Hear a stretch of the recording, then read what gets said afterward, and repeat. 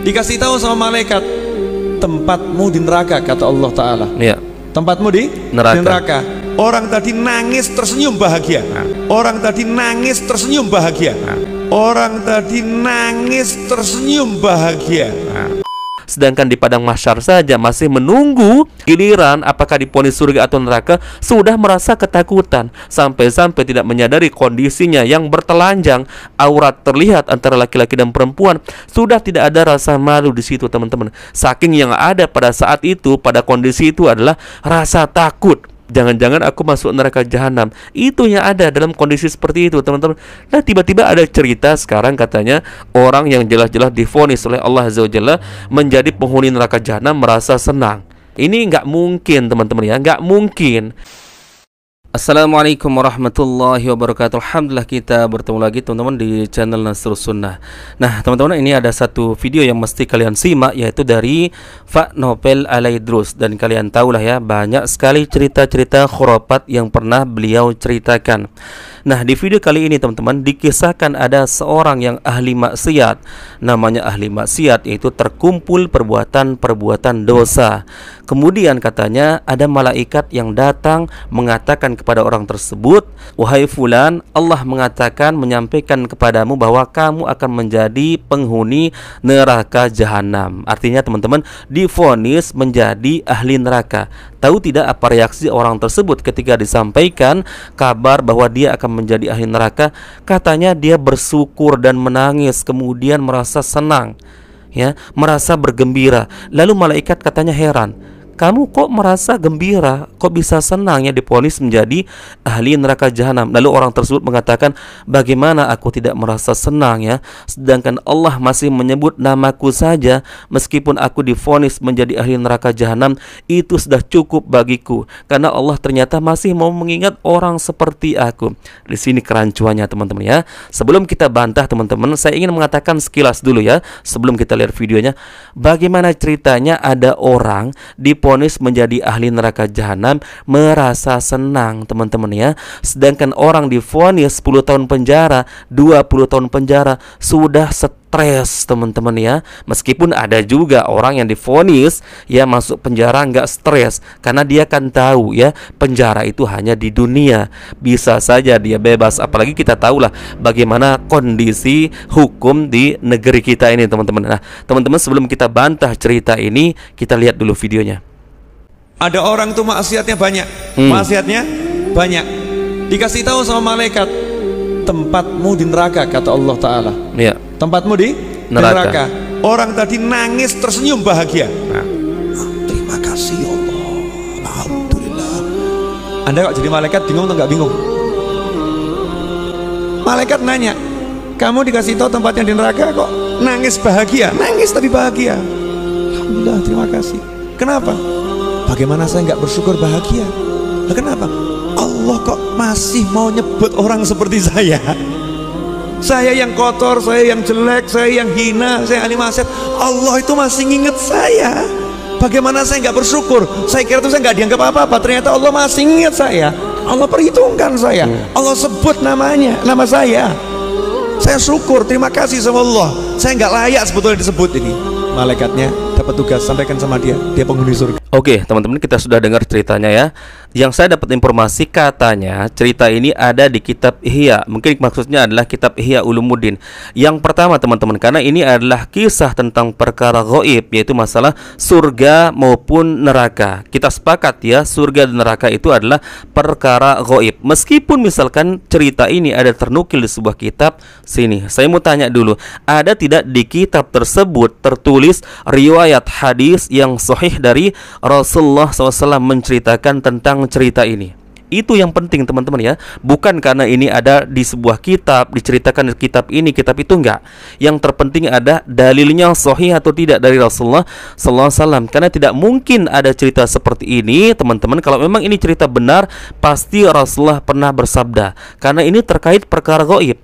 Enggak ada manusia yang mengetahui perkara gaib kecuali Allah Azza wa Jalla. Dan kecuali Nabi Muhammad itu pun disampaikan dalam bentuk wahyu, teman-teman ya. Bayangkan, Rasulullah mengetahui tentang apa kejadian nanti sebelum hari kiamat, itu pun berdasarkan wahyu yang disampaikan oleh Allah Azza wa Jalla melalui malaikat Jibril. Ya, kalau Rasulullah menyampaikan secara hawa nafsunya sendiri, nggak mungkin tahu teman-teman. Nah, makanya saya minta sekarang ya, kalaupun ada katanya di kitab Ihya Ulumuddin atau kitab yang lain, coba hadirkan, ada tidak hadis yang dari Rasulullah ya, hadis yang sampai kepada Rasulullah menceritakan cerita tersebut. Itu yang pertama. Yang kedua, saya ingin mengatakan di sini teman-teman, jangankan divonis menjadi ahli neraka jahanam teman-teman, sebelum divonis saja manusia teman-teman merasa ketakutan nanti di padang mahsyar. Ada satu dalil atau hadis dari Rasulullah yang panjang ya. Kita nanti di padang mahsyar teman-teman akan digiring semua menuju ke sana. Kemudian kita dalam kondisi tidak menggunakan pakaian, baik laki-laki maupun perempuan, dan disebutkan dalam hadis tersebut kondisi laki-lakinya adalah semuanya belum dikhitan teman-teman ya, belum dikhitan. Kemudian matahari juga didekatkan 1 mil katanya teman-teman. Kemudian kondisi kita pada saat itu adalah tergantung amal soleh kita ketika di dunia, tergantung keimanan kita. Ada yang keringatnya menutupi betisnya, ada yang keringatnya menutupi ya pinggangnya, ada yang sampai ke dadanya, bahkan ada juga yang tenggelam dengan keringatnya, tergantung dengan amal soleh yang pernah kita lakukan di dunia. Dan kalau kita mau mengambil pelajaran dari hadis tersebut teman-teman, kondisi kita kan sama-sama bertelanjang ya, artinya kelamin kita kelihatan teman-teman, laki-laki dan perempuan. Akan tetapi disebutkan oleh para ulama, rasa malu pada waktu itu sudah tidak ada teman-teman. Yang ada hanyalah rasa takut sambil menunggu giliran teman-teman kita divonis menjadi ahli surga ataupun ahli neraka. Bayangkan teman-teman, pelajaran yang bisa kita ambil adalah belum divonis saja teman-teman, masih menunggu antrian saja di padang mahsyar, kita sudah merasakan ketakutan sampai-sampai kita tidak sadar kondisi kita dalam keadaan bertelanjang. Meskipun kita berhadap-hadapan dengan perempuan teman-teman ya, terlihat auratnya, akan tapi nggak ada orang yang saling memperdulikan, karena yang ada waktu itu adalah rasa takut ya, berdebar-debar menunggu vonis. Lah apalagi divonis teman-teman, apalagi vonis sudah jatuh menjadi ahli neraka. Kemudian dalil yang lain disebutkan, silahkan kalian cek nanti di hadis riwayat Imam Muslim. Ini hadisnya panjang ya, dari jalan Anas bin Malik. Disebutkan oleh Rasulullah akan didatangkan 2 orang nanti teman-teman ya. Yang satunya adalah orang yang biasa mendapatkan kenikmatan ketika di dunia, artinya hampir semua kenikmatan bisa dia peroleh dengan mudah. Kemudian orang tersebut dicelupkan 1 kali di neraka jahanam, kemudian diangkat. Lalu ditanya oleh Allah Azza wa Jalla setelah diangkat, pernahkah kamu merasakan kenikmatan selama hidupmu? Orang tersebut mengatakan, tidak pernah ya Allah, aku tidak pernah merasakan kenikmatan 1 kali pun. Bayangkan, padahal dia adalah termasuk orang yang merasa bahagia dengan kenikmatan, dengan harta benda, istri yang cantik yang dia peroleh di dunia. Akan tetapi karena 1 kali celupan saja di neraka jahanam teman-teman, membuatnya lupa akan kenikmatan-kenikmatan yang pernah dia rasakan di dunia. Saking pedihnya, saking sakitnya orang disiksa di neraka jahanam. Kemudian sebaliknya, orang yang kedua didatangkan teman-teman, yaitu orang yang terbiasa mendapatkan kesedihan di dunia ya, seorang yang paling miskin mungkin ya, paling fakir teman-teman ya, mungkin selalu dihina di dunia. Kemudian dia dicelupkan 1 kali saja di surganya Allah Azza wa Jalla. Kemudian ketika dia diangkat, ditanya oleh Allah, apakah kamu pernah mengalami yang namanya kesedihan, kepahitan, kesusahan dalam hidup? Lalu apa kata orang tersebut teman-teman? Tidak pernah ya Allah, bahkan aku tidak pernah merasakan 1 kali pun yang namanya kesulitan, kepedihan, kesusahan. Padahal dia di dunia adalah termasuk orang yang mungkin paling hidupnya menyedihkan teman-teman. Kenapa dia bisa menjawab seperti itu teman-teman ya? Karena begitu nikmatnya ketika dia dicelupkan ke dalam surganya Allah Azza wa Jalla, sampai membuatnya lupa akan kesusahan ya, kesedihan, kesengsaraan yang pernah dia rasakan ketika dia hidup di dunia. Lalu bagaimana teman-teman dengan kondisi orang yang jelas-jelas divonis menjadi ahli neraka jahanam? Entah kapan mungkin dia bisa diangkat teman-teman dari neraka jahanam kemudian dimasukkan ke dalam surga, kita nggak tahu. Karena memang ada hadis yang menyebutkan bahwa nanti akan ada orang yang terakhir teman-teman diangkat dari neraka jahanam, sedangkan kondisinya sudah hancur lebur menjadi abu teman-teman ya. Bagaimana ceritanya orang yang jelas divonis sebagai ahli neraka jahanam merasa bersyukur, merasa senang, menangis karena kegirangan hanya karena namanya disebut oleh Allah Azza wa Jalla. Meskipun ujung-ujungnya cerita tersebut yang disampaikan oleh novel Al-Idrus tersebut katanya dengan kata-kata orang tersebut ya, katanya lalu dia dimasukkan ke dalam surga. Nggak bisa teman-teman ya, nggak ada cerita-cerita seperti ini. Bayangkan teman-teman ya, bagaimana gambaran neraka jahanam. Allah menyebutkan dalam Quran surah Al-Ghasiyah, laisa lahum ta'amun illa min dhari la yusmin wa la yughni min ju'. Tidak ada makanan bagi penghuni neraka jahanam kecuali dari pohon yang berduri yang tidak bisa mengenyangkan perut dan tidak bisa menghilangkan rasa lapar. Bayangkan, makanan penghuni neraka jahanam terbuat dari api, terbuat dari buah yang berduri, teman-teman. Kemudian dalam hadis yang lain yang banyak teman-teman yang sahih, ketika penghuni neraka jahanam ini merasa kehausan teman-teman, maka mereka minta air teman-teman, walaupun hanya seteguk. Tapi apa yang diberikan teman-teman ya, yaitu minuman yang begitu panas, begitu mendidih teman-teman, yang ketika dia minum maka meleleh otaknya teman-teman, mendidih, hancur lebur sampai dengan kakinya. Itu yang dirasakan oleh penghuni neraka jahanam. Lalu bagaimana ceritanya ada orang divonis menjadi ahli neraka jahanam merasa senang, merasa gembira, merasa bersyukur? Ini nggak mungkin ya, nggak mungkin, ini mustahil teman-teman ya.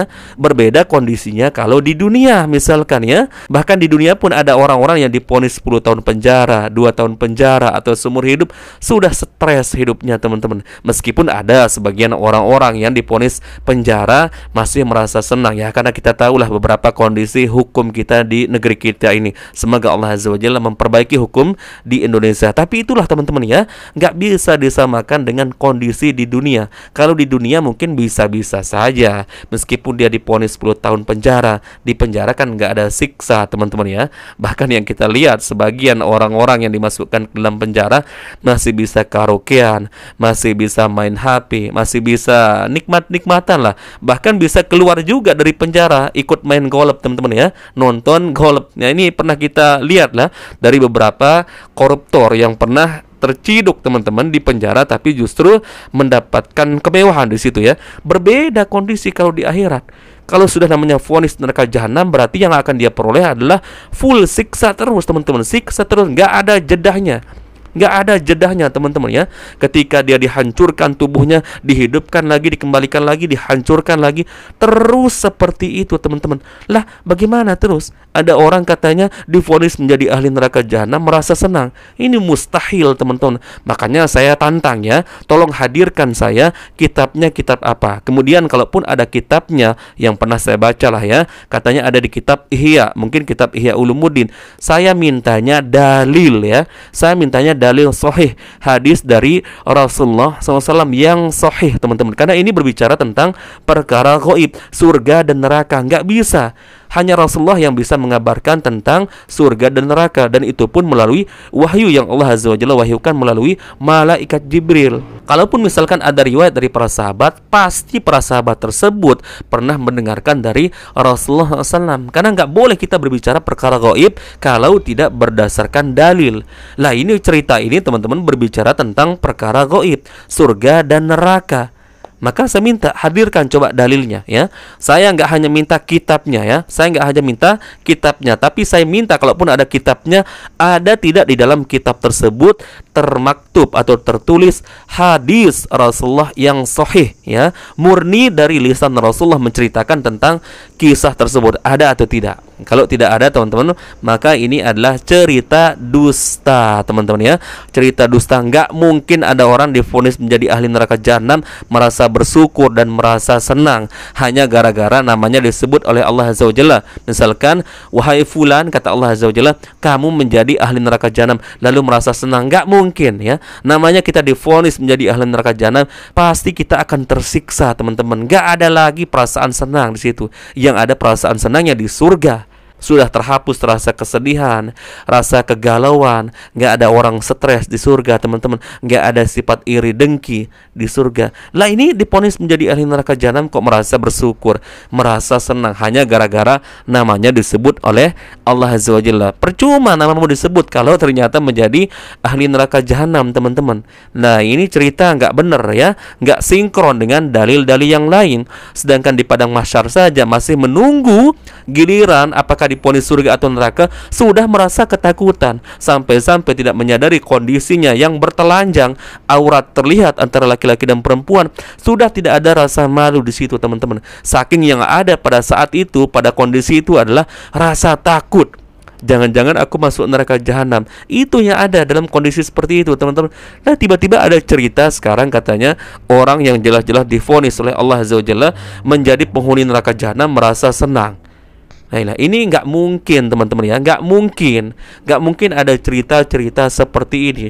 Apalagi sudah kita sebutkan tadi bagaimana siksaan yang begitu pedih di dalam neraka jahanam yang sama sekali nggak ada jedanya, teman-teman.